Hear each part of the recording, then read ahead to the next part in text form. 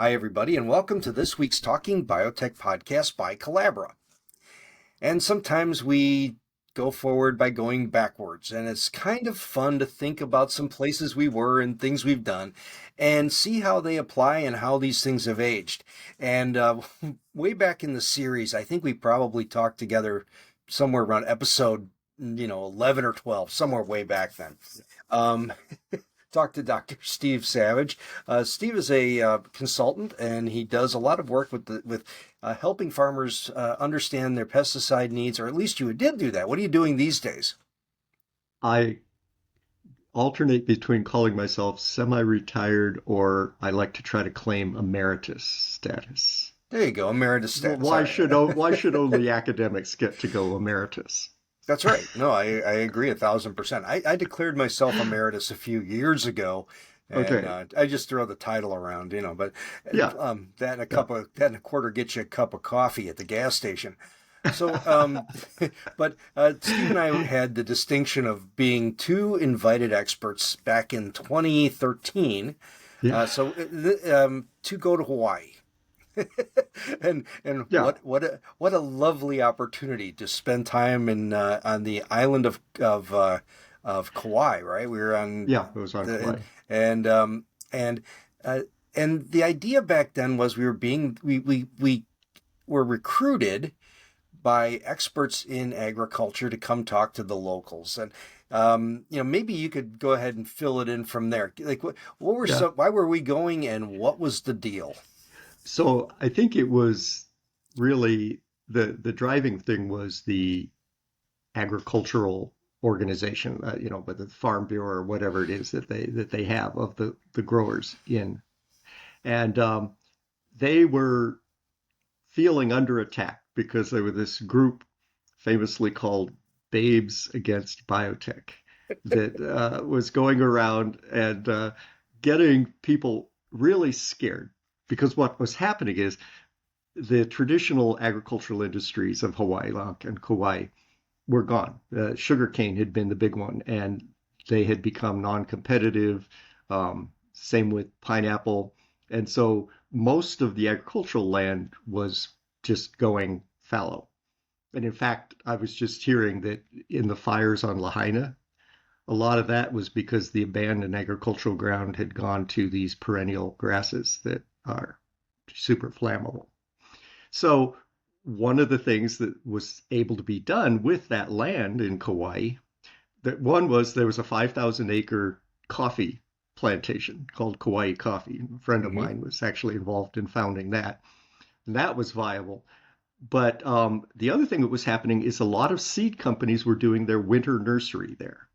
So it's a way to get 2 seasons a year in your breeding cycle, mostly in terms of your conventional breeding cycle and you're just bulking up of seeds and that kind of thing. But of course, this was in the era where most of the corn particularly that was there was biotech corn.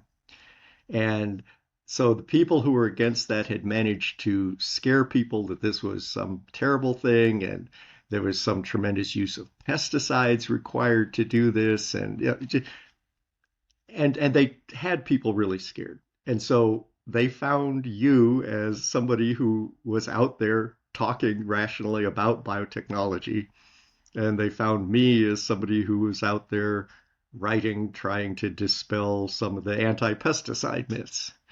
And I think they just desperately needed somebody, and so they dragged us in.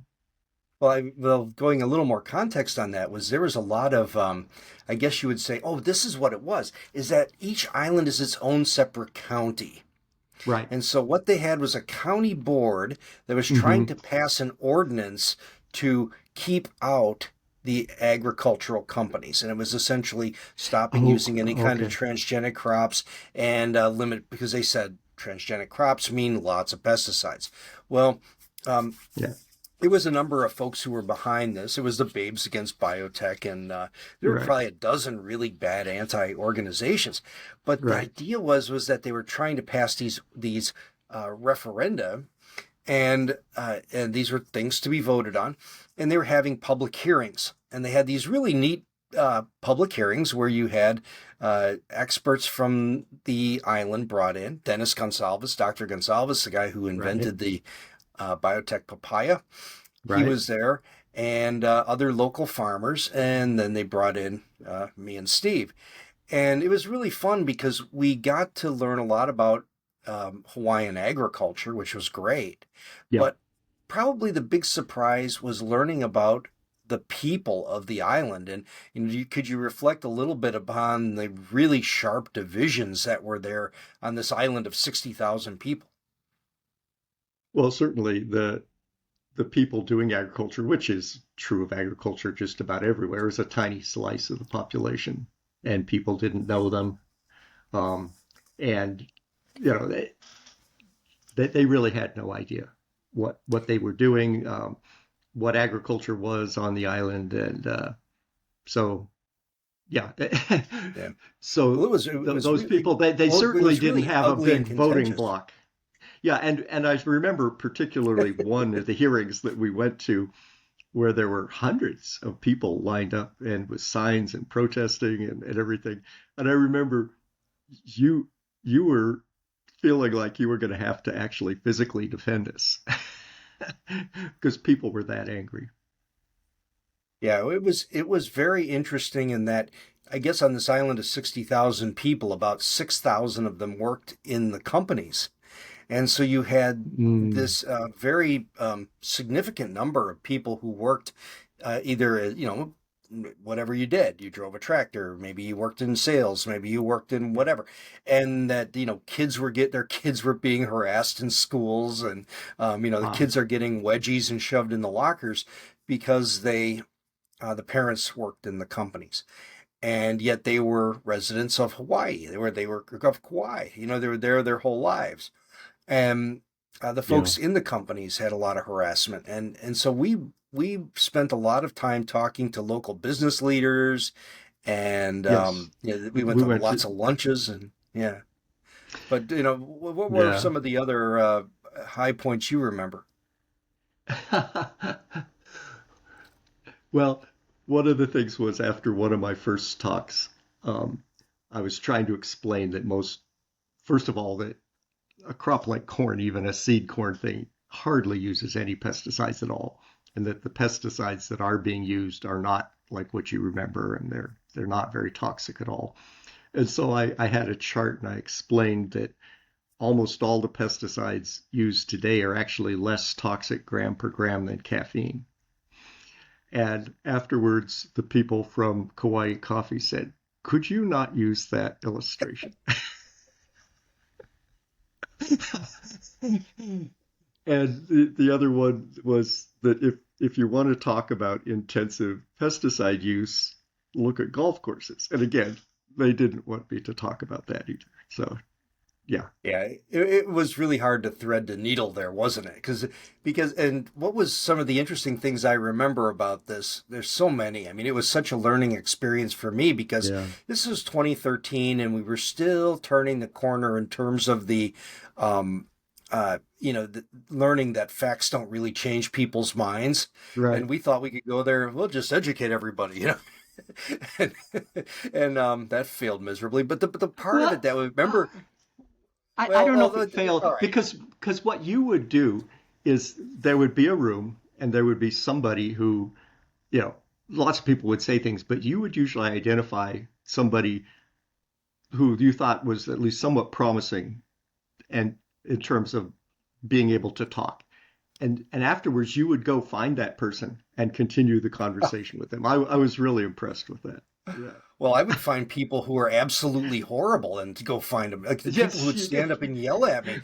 And I would say, I'm talking to you. And I would go find them afterwards and pin them down. There was one dude, his name was Sol Khan. And that dude he was really mad.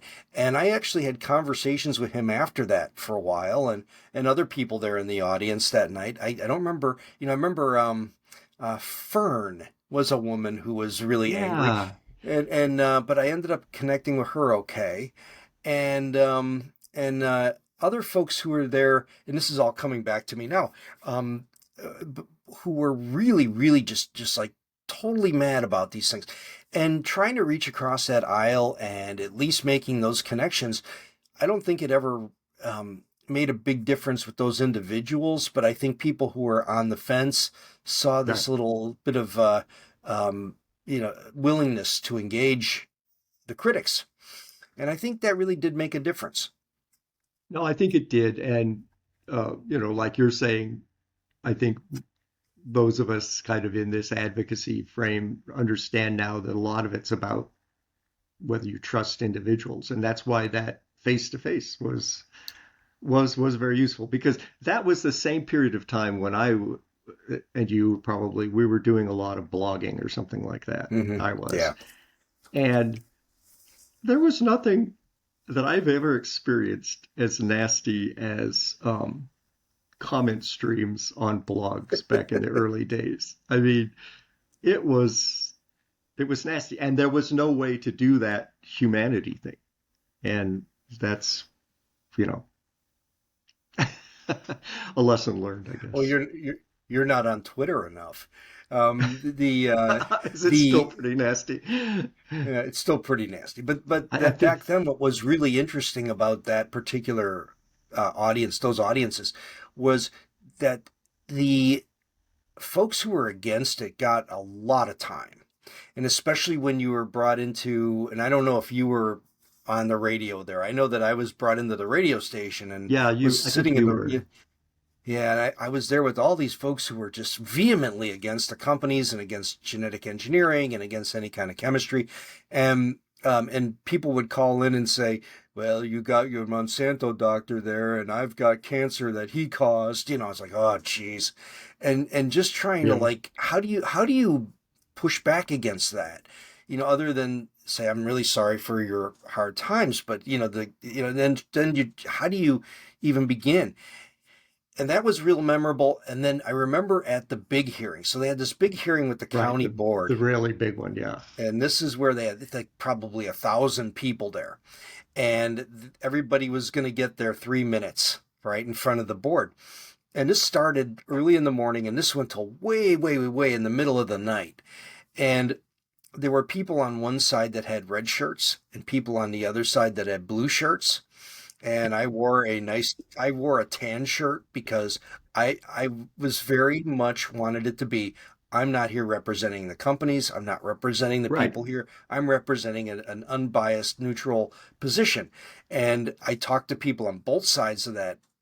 People on one side of the hall were in blue and one side outside were in red, and I would go over to the red side and I'd talk to those folks, and they were frequently angry. They were in your face and yelling. Well, they'd get right up in my face and yell at me, and try to do Yeah. intimidation. And it wasn't buying it. I wasn't buying it. It No. was but the thing that was most alarming in that was we would sit outside and listen to people inside give their testimony, and you would hear somebody who would say, genetic engineering has never been cause of any human ailment that we know. We have some environmental concerns about resistance and totally 100% accurate. And then the next person would go up there and say, Bill Gates is poisoning all of us with it's like you would you would have some hope and then it would go away. Yeah. And here we are 11 years later. I guess you're more of a natural optimist than I am, I think. But to me, I don't think so. the battle basically was won, and the thing that I would say indicates that is the non-GMO label, um, and just the way that effectively brand protectionism just tipped the balance, and it's like, okay, you know, it's also very expensive, slow. It's the most careful, most regulated thing ever. That doesn't help. It just makes it expensive and slow to do it. Um, and even, very rational things like genome editing are still going to face that. Because essentially what it's come down to is if you know what you're doing when you modify the genetics of a plant, that's bad. If you have absolutely no idea, like doing random mutagenesis, that's perfectly fine. Oh yeah. Obviously, it's completely irrational. I feel like what I want to say to the food industry is the line from Princess Bride, which is, we are people of action. Lies do not become us. Oh, and very true. and non-GMO is a lie, but I guess you know lies seem to be able to persist in modern society. So Well, just even thinking back to that night at that hearing, I remember one of the things that was the worst was Stephanie Seneff, and Dr. Stephanie mm, Seneff from MIT, who is uh, yeah, at least a researcher who works in a laboratory doing artificial intelligence of language, I think, or whatever. She would. She was a resident of Kauai, and she came to a couple of these things. But she came to that public hearing with the county managers who are going to be voting, and she went up in front of them and she said, "In my laboratory at MIT, we found the concrete link between autism and glyphosate." And I mean, she just talked about these things that were scientifically unfounded or had yeah, no evidence. But she would just speak as though these things were concrete. In my laboratory at MIT, like she was taking autistic kids and feeding them it was like she was doing the experiments. She didn't do that. Her experiments were Google, and this was very authoritative and weighed heavy on the panel. And so for every expert who came in and spoke conservatively about science, like you or me, we had folks who were going in there and waiving their authority as experts and completely off the rails with respect to evidence. And that was one of the biggest frustrations at the time.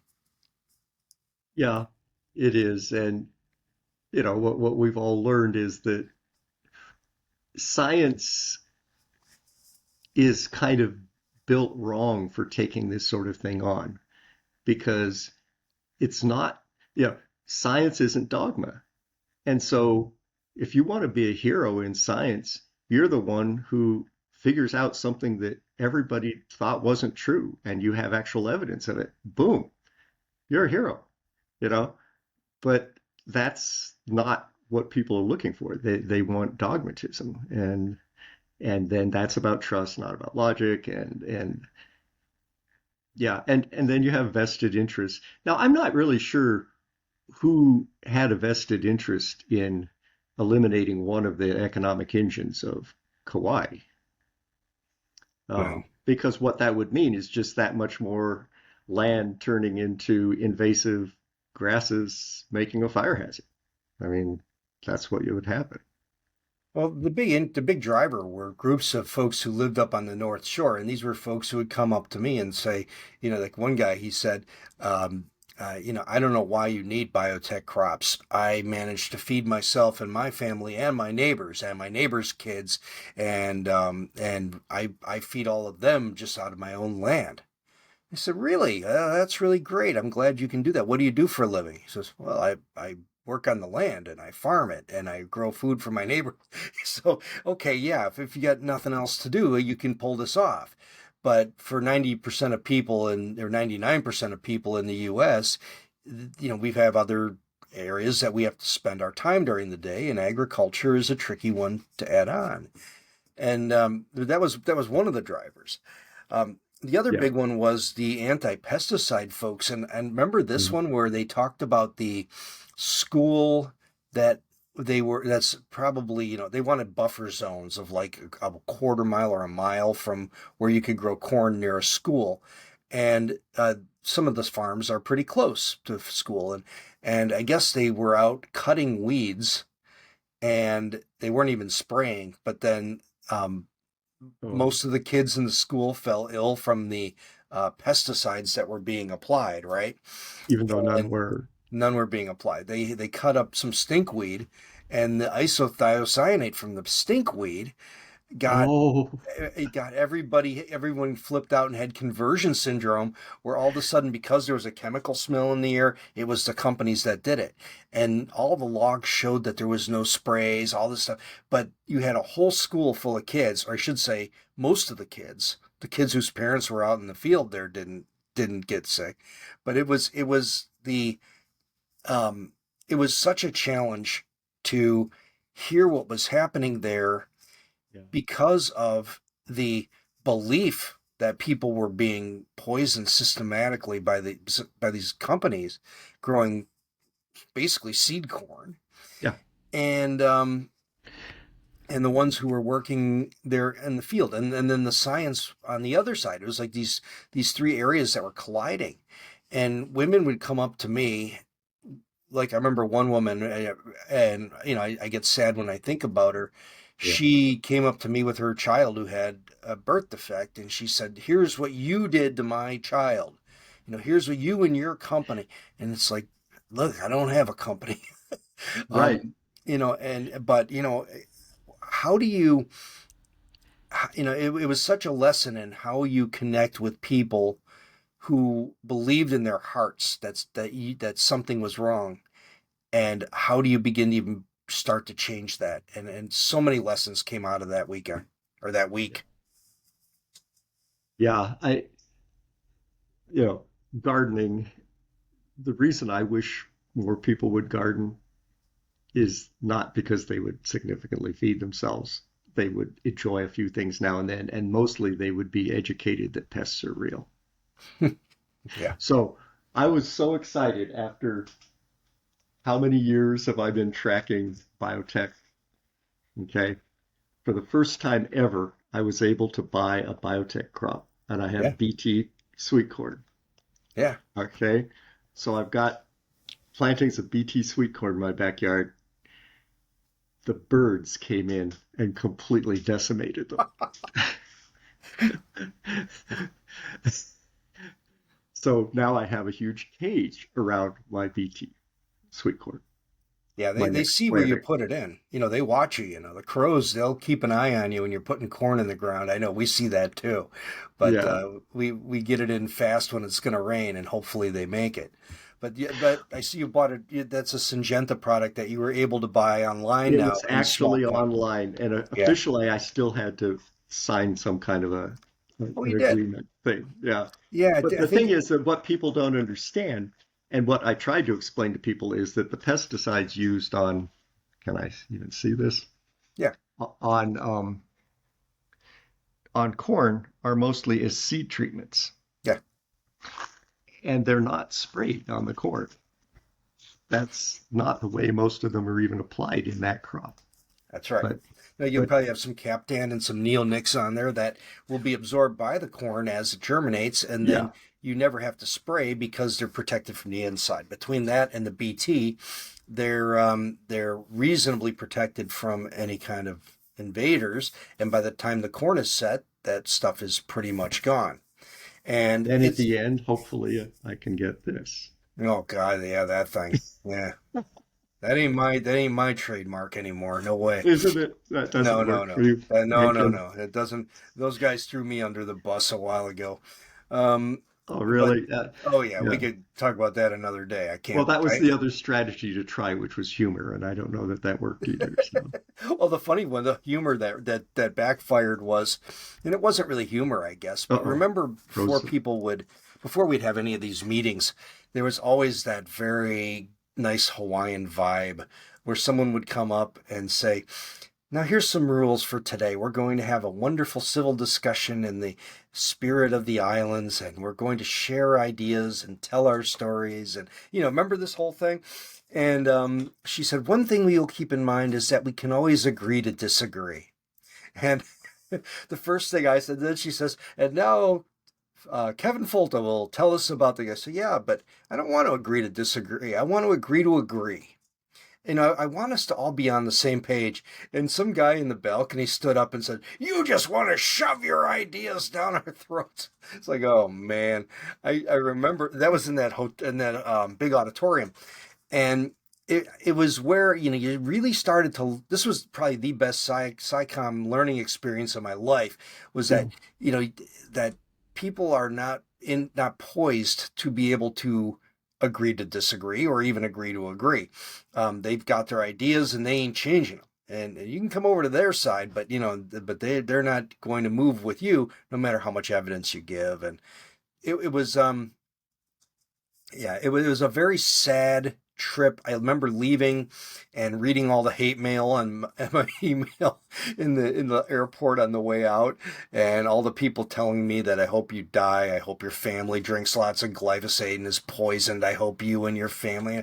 I mean, just awful things that I read on the way home, and at the same time feeling really sad for the people there because we didn't solve anything. We spent a week and we didn't solve the problem.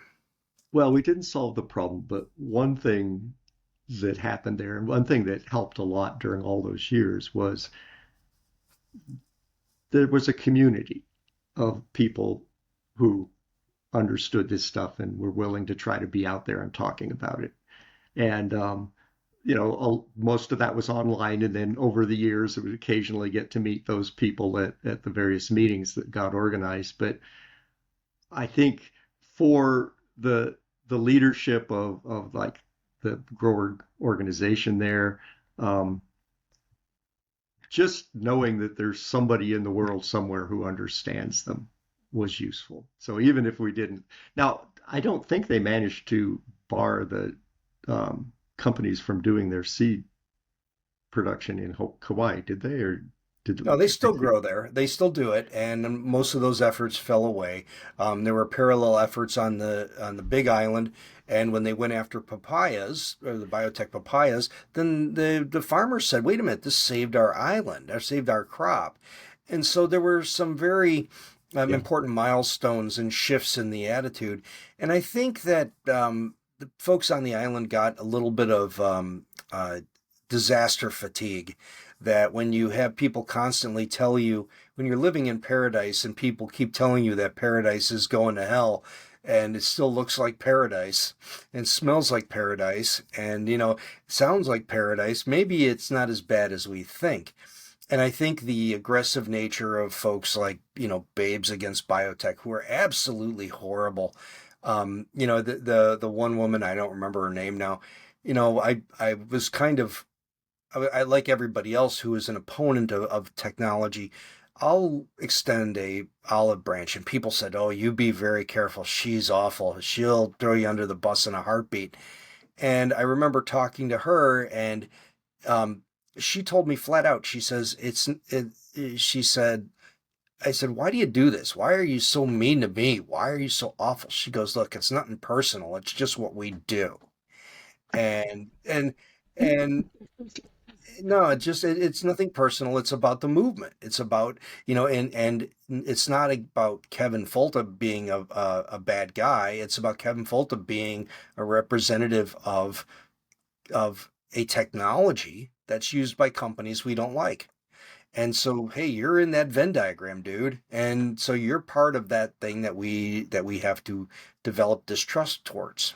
So, Right. And that's what they've done. And that's got to be what drives something like Greenpeace to be blocking golden rice. And I don't know morally, how do you justify denying a solution that means thousands and hundreds of thousands of kids die or go blind? Um, I mean, how do you do that mhm. morally? I do not understand that. And it's because they attribute it all to some image of these companies that they hate. And the thing is, one of the things through my career is I've known those people. I've known the people who did it in academics. I've known the people who did it in the companies. I've never met an evil person in all of those times. Well, the day is young. No, well, we'll talk about that on the other side of the break. But Okay. but just to kind of sum things up, that was a lot of fun. Just it was you and I got to be pretty good friends and drive around in a crazy Yeah, little car all over the island of Kauai, and spend some time there. It was a real eye opener in a lot of ways, and when I look back on it, I look at it fondly and through one lens, but then the absolute horror through other lens, and it just is a really interesting contrast. And I wish I would have taken more notes back then, because it right. was it would have been an excellent story, down the road. But it came up on my Facebook feed the other day. I thought about you and thought maybe we should walk through it again. So Yeah. so here we are. But let's come back on the other side of the break. This is the Talking Biotech podcast by Collabra. We're speaking with Dr. Steve Sargent. We're speaking with Dr. Steve Savage. I work with Dr. Steve Sargent. There's a doctor. He is a post-harvest physiologist. I work with Dr. Steve Savage. He's an independent consultant for pesticides and crops. And we'll be back with the Talking Biotech podcast in just a moment. And now we're back on the Talking Biotech podcast by Collabra, and we're speaking with Dr. Steve Savage. And we're talking about a couple different topics, reflecting on some time we spent together in Hawaii when they were having anti-biotech crop movements that have pretty much gone away as far as I can tell. But, Steve was really a fun guy to learn about because of his extensive background in biotechnology and crops. And you were there at the very beginning and then have really followed a track between biotechnology and pesticides throughout your entire career. So, give me some hints about the beginning and, where did all this really get rolling for you? Yeah. So I come from a family that is even more separated from agriculture than most. Most people can go back a few generations and there was a farmer in their ancestry.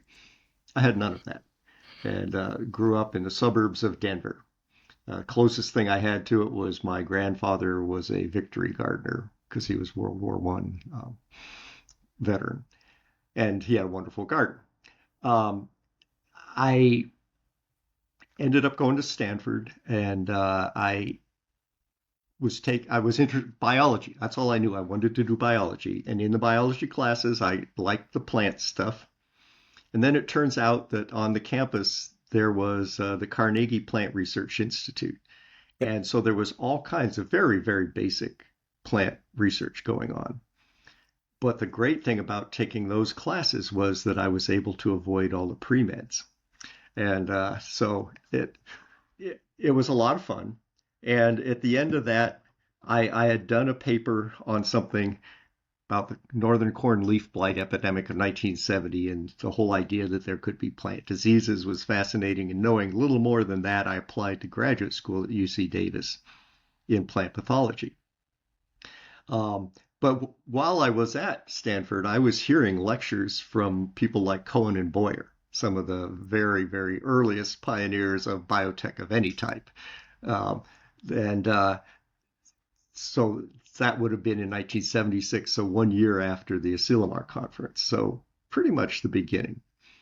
And so I get to Davis, and the only professor willing to take a chance on this kid with no agricultural background was a brand new first female professor in the department. And each member had a crop that they were responsible for, and hers was grapes. And so I went up to interview with her, and she said, "Oh, well, do you like wine?" And I said, "Oh, sure." And she says, "Well, what's a wine that you really liked?" And trying desperately to think of a wine I'd ever had in my life with a cork in it. Yeah. And the only one I could come up with was Green Hungarian. And she laughed and she said, "Your taste will improve." So so my entrance to agriculture was wine grapes and table grapes, and all my field research was in the Napa Valley. Okay, but I had a lab project. I just needed. I was making radioactive iodine labeled antibodies. That's how we were doing Oh, assays nice. back then. Yeah, we'll see what effect that had on the long term. Um, and so I had to be in a lab with that kind of equipment. And it turned out it was in a lab that had a lot of shared equipment between two groups. One was Robert Shepard's group, and they were working on cauliflower mosaic virus, which is a rare DNA plant virus. I always say, because most plant viruses are RNA plant viruses, but the interest for potential genetic engineering, that's why they were looking at it. And took like a year and a half to sequence it. Just, I mean, could tell you how primitive things were using radioactive phosphorus. And so they were working on that. I always say we should all now be able to relate to plants better because COVID is an mRNA virus. So, we should relate to plants. But anyway, I knew those people in that lab, and there were the people next door in Tune Kosuge's lab, and they were doing basic agrobacterium work. And of course, agrobacterium turned out to be the thing that did it, what everybody was hoping it would do many years down the road. And several of the grad students and postdocs that worked in those labs were then the first employees of Calgene in plant genetics, the very earliest plant biotech groups before Monsanto ever got involved. All right. And one of those was a guy named Luca Comai. And he was this Italian postdoc, a hilarious guy. He was basically the first person to demonstrate that you could make something, in his case, a bacteria, resistant to the effects of glyphosate by modifying the EPSPS enzyme gene.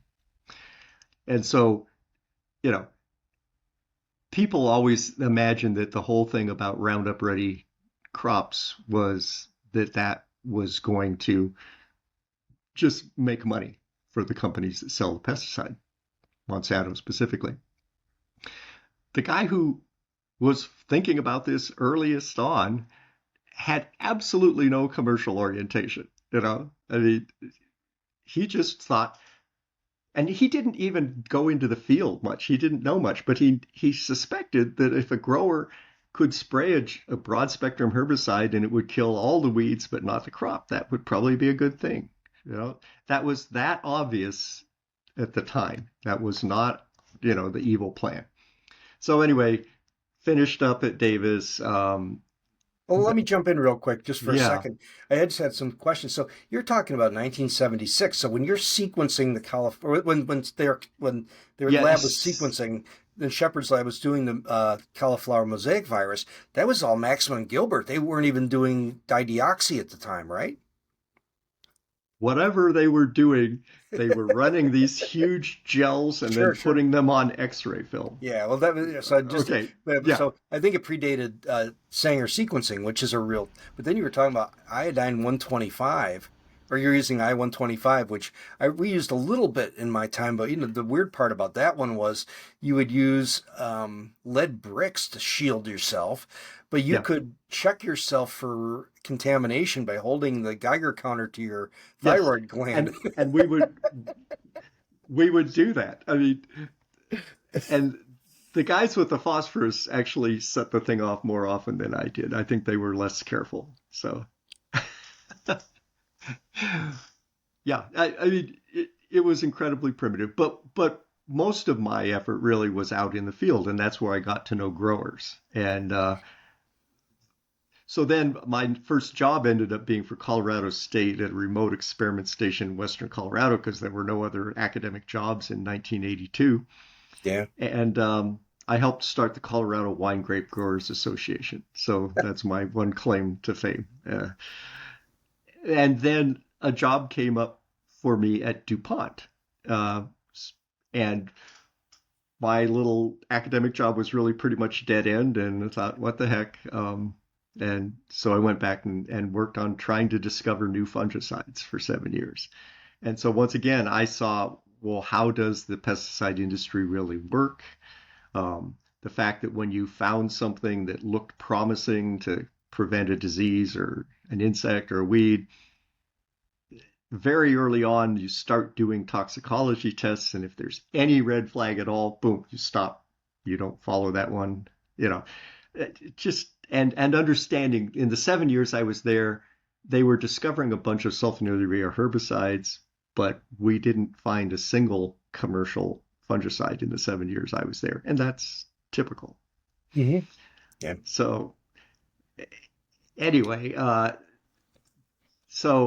while I was there, DuPont bought Shell and brought in a whole bunch of biotech people, and they were working on what they called output traits. So instead of herbicide tolerance or insect resistance, I think almost for political reasons, they said, well, let's just work on making, corn that works better for making biofuel, or let's make, change the amino acid balance to make more nutritious crop, or, all those kind of things.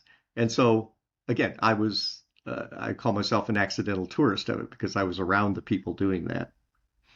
Um, I remember one thing though, where there was a guy who worked in that group, and he had the idea of what if we could make plants to have a binding agent to selectively pull certain metals out of the ground, Hmm. like even gold. Sure. Hmm. And so he did a whole presentation and brought it before the leadership, and we're going to turn corn into a gold mining thing. And they just said, we're not in the gold business. Right. Okay. Fine. Uh, so Yeah. anyway, then I ended up, a headhunter had a job in San Diego working on bioherbicides, biological control of diseases and weeds. And if your choice is between Delaware and San Diego, it's not really that tough a choice. And so came out here, and once again, I was working on biocontrol, but about half the company was working on biotech, and they were making. The idea was a bacteria that would easily colonize the leaves of plants and grow there happily, as Pseudomonas usually do, but make the Bt toxin so that made the plant insect resistant. Now, of course, that was about the time that the ice minus thing happened with Steve Lindau up at UC Berkeley, and the whole idea of a genetically modified microbe in the world, and boom, red flags. That kind of became the end of it all. But they were able to use the bacteria, the Pseudomonas, to make the Bt toxin, which is like the BTs that have been used forever, but it didn't have some of the downsides of the actual bacillus. And so, they had a bit of a business there. Well, Dow ended up buying Mycogen because they thought that they had some pretty good patent leverage in plant biotech. I think it turned out they didn't, but anyway. And so my division of that company was not of interest, and so I was on my own, and I jumped into consulting, and so that was 1996, and that means I've never had a commute since 1996. I worked remotely long before it was cool. Well, that's good. And But when you're doing consulting, like what kind of consulting did you do? I mean, it varied all over. And again, it was another very interesting tour. So at the beginning, around 1996, everyone was really excited about the potential of biotech crops. So I think it's been long enough. Well, I won't even say, but let's just say a very large and influential coffee company and two very large and influential banana brands. Um, we had projects for them, basically trying to figure out, well, gee, if we could improve this crop with biotech, what would we do? What would it be worth? Like what would a banana be worth that you uh, basically didn't have to spray every week or 2 weeks for banana sigatoka, or or one of the things was for the other banana company was, well, what if you could have a banana that would stay kind of at an ideal stage of ripeness much longer on your counter? sure. And I'll never forget, there was a guy from the marketing arm, the British marketing arm of that particular company, and he said, Well, why would you want to do that? Don't you know that that dustbins are the largest consumer of bananas? The rubbish bin is Yeah, the the dustbin. Yeah, dustbin is the or largest consumer rubbish of bin. bananas. Yeah, Yeah, very it's good. like you're going to kill your market if you don't let the bananas spoil. Uh, Oh yeah, so yeah. anyway, No, there's a lot of truth to that, unfortunately. so anyway, everybody was all excited about it, and then by um, and by 1999 or so, everybody had been scared off. And it's not that anything bad had ever happened with biotech crops. It's just that brands realized that that would be dangerous for them. They would be exposed to protesters, Yeah. as we experienced in 2013. You can imagine that a major company with a brand would never want to do that. And this is what's so weird to me. Now, this is something, because you were in the business, in 1970s. I picked up my first book on recombinant DNA technology as a kid in 1977, Okay. and I was into this early as a kid. I thought this was great stuff. Yeah. Molecular Legos, I can do it. And Yes, back that I like that. then, when the first transgenic crops were made, the tobacco was done in 1983. I thought this is going to be huge. And I looked to the future of, 2024 and, imagined everything looked like the Jetsons and that we would have biotech crops that were doing a lot of things for us. And here we are 40 years later, and it's, a half dozen crops that we're commonly using and two traits that we're commonly using.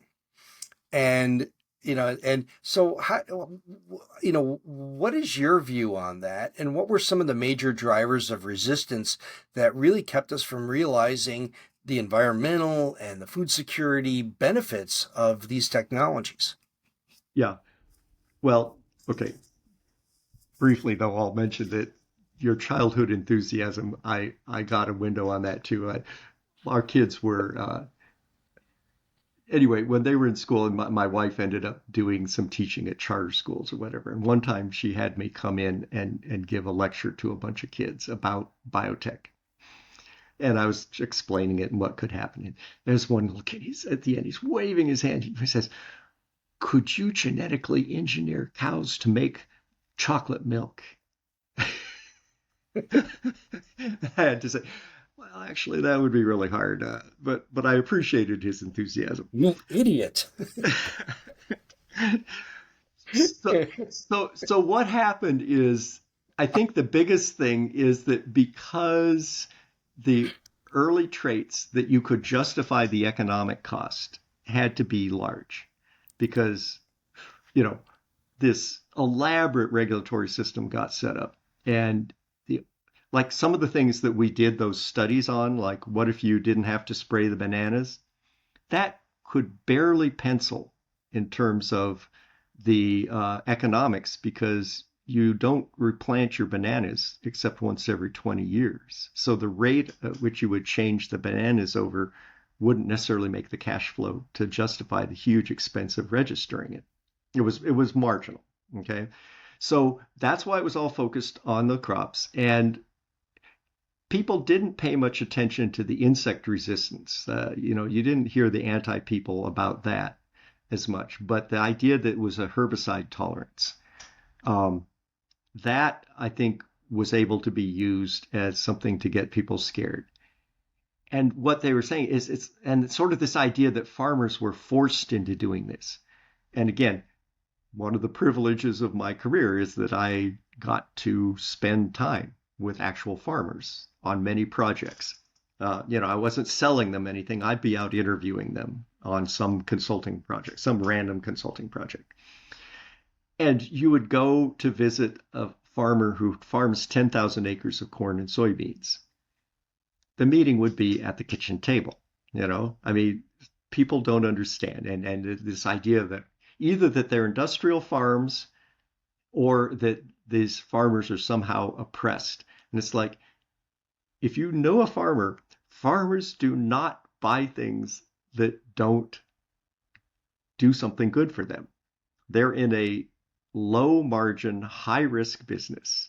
They're very careful. So when you see 90% adoption of a technology by farmers, it's got to be really useful for the farmer. So that would never have happened. But people don't, they don't understand that. And the other thing they don't understand is that herbicide tolerant crops enabled hundreds of millions globally of acres of no-till farming. The kind of one of the best things about now the trendy term is regenerative farming or whatever, but the core of it is you should not be doing soil disturbance. And the best way to do that is to have a herbicide tolerant crop. And so, but that's what people were able to get people scared about. Then the image that it's all big companies. So even if a little farmer-run fruit business in British Columbia comes up with a non-browning apple, that ends up under the same pressure that a giant corn or soybean trait has. And you have a Costco who will never, offer you the ability to buy that non-browning apple. I used to get in the days when they were first finally commercial, I would get shipments of those apples, and I loved taking them to a potluck or something like that, and saying, "I sliced these apples 4 hours ago, and they look great, and they smell like apples, not like lemon juice, which is what you do if you try to preserve them that way. And in fact, they've preserved their vitamin content." And that wonderful technology, similar thing in potatoes, those are the very rare thing that's ever come through that's actually a consumer-oriented trait. You know? And I get that. I mean, we see these innovations that looked really nice and that were things that we thought consumers would enjoy or appreciate, really have kind of fallen away, haven't been terribly exciting.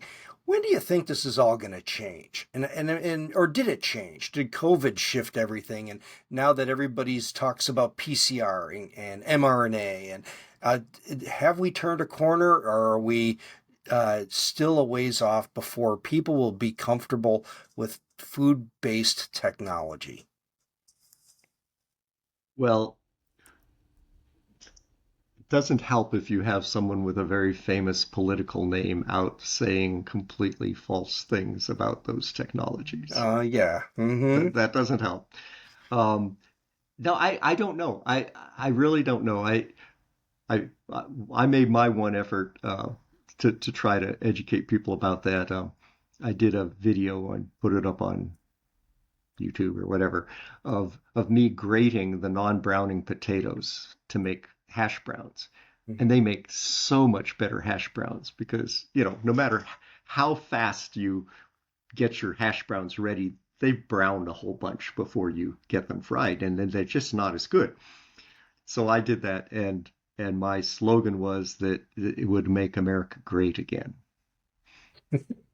Oh, great. Yeah, Yes. GRE8. Yeah, GRE. All right, all right. Okay. I kind of work with you, but they do call them hash browns because Well, but Anyway, you brown them in the yeah, bacon fat. no, But I yeah. got you. I got you. So Well, anyway, no, I really the one thing I imagine that maybe could happen is what if you could set up online stores where you could buy these products? If yeah. because now we buy so much stuff online. What if you could buy non-browning apples and potatoes? What if you could buy, uh, when these seedless blackberries come out? And I was imagining that I'd want to call it Alice's Restaurant because you can get anything you want, but I thought maybe we could call it Science's Restaurant and have the little and just sort of prove that there is a market for this because no store wants to be the one who proves that. And I think until people can eat these things, experience them themselves, you know, it's just not going to happen because of brand protectionism. That's an interesting concept because the purple tomato certainly did very well when that came out of Nottingham Research and Right. then or whatever that company was called. And the salmon isn't exactly doing well. At Yeah. least the company, I think um, I think their stock doesn't look like it's doing terribly well, even though they've been approved and they're in restaurants and things like that. So I don't know what the solution will be, but I think that maybe as things like sickle cell anemia start to succumb to CRISPR, and we see that people are no longer suffering from these kinds of diseases, maybe as Yeah. the new cancer therapies, maybe as these things kick in a little more, people will be a little more comfortable with the technologies. But it's been Yeah. it's been fun to kind of look back and reflect on where we were and then kind of use that as maybe a pivot point towards where we're going. So, um, And I think there are people out there who, if these things were available, they would want them.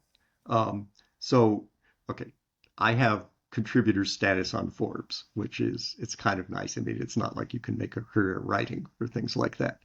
Um, but uh, I used to be able to do things in first person there. And so I wrote something called Three Foods I Wish I Could Buy at Costco. And it was the aqua bounty salmon and the non-browning apples and the non-browning potatoes, because that's kind of what was available many years ago when I wrote that.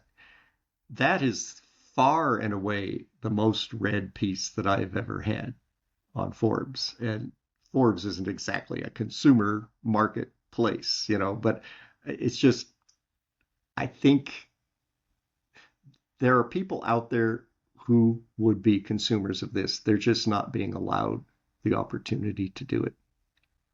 no, it's an excellent point, really, to go out on, and maybe someday we'll get together again in another 10 years and talk about the adoption that's taken place. So, Dr. Steve Savage, thank you very much for joining me on Yep. the podcast today. Nice to see you again. Good to see you again. Aloha. Yeah, oh yeah, yeah, and so everyone listening, thank you very much for listening to the Talking Biotech podcast. Tell a friend. Let's keep this ball rolling. We're in our 10th year and heading Wow. towards the elusive 10 years of weekly podcasts, which nobody really does. The average podcast lasts 12 episodes. So, thank you for listening to the Wow. Talking Biotech podcast, and we'll be back again next week. Mahalo. That's the word. That's it. Mahalo. Yeah.